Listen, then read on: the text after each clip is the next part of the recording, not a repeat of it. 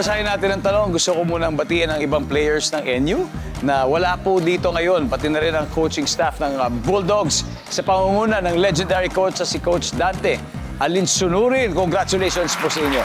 Nanonood po sila ngayon. Kaya players, good luck. Kamay sa mesa. Top 6 answers on the board.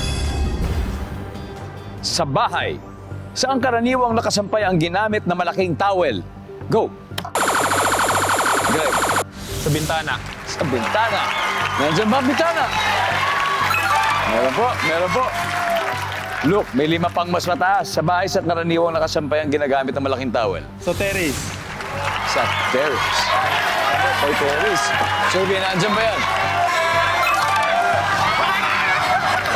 Sa labas kasi yun, Luke, pass or play? Play po. Okay, let's go play this one. Migs. Sa bahay, saan karaniwang nakasampay ang ginagamit ng malaking towel? Sa pinto. Sa pinto. Usually, sa likod ng pinto yan, di ba? Nandiyan ba yung pinto? Obet!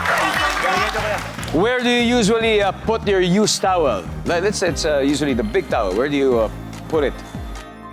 Yeah, hanger. Hanger. Hanger. Survey says? Yuan, sa bahay, saan karaniwang nakasampay ang ginagamit ng malaking tuwalya? Sa cabinet. Sa cabinet.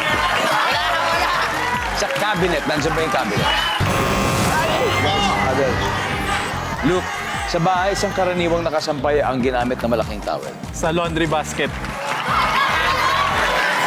Diretso na sa laundry basket. Survey? Banyo, kasi madumi. Oo, kasi madumi. Jeffy? Saan? Sa bahay, saan karaniwang nakasampay ang ginagamit ng malaking towel?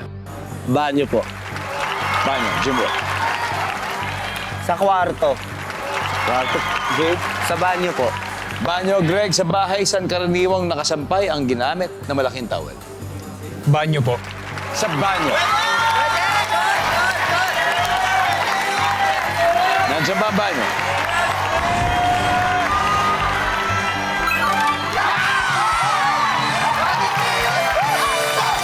Galawang champion talaga ang Team Set and Save dahil dyan may 84 points na sila. Pero kalmado lang ang Team Spike and Block.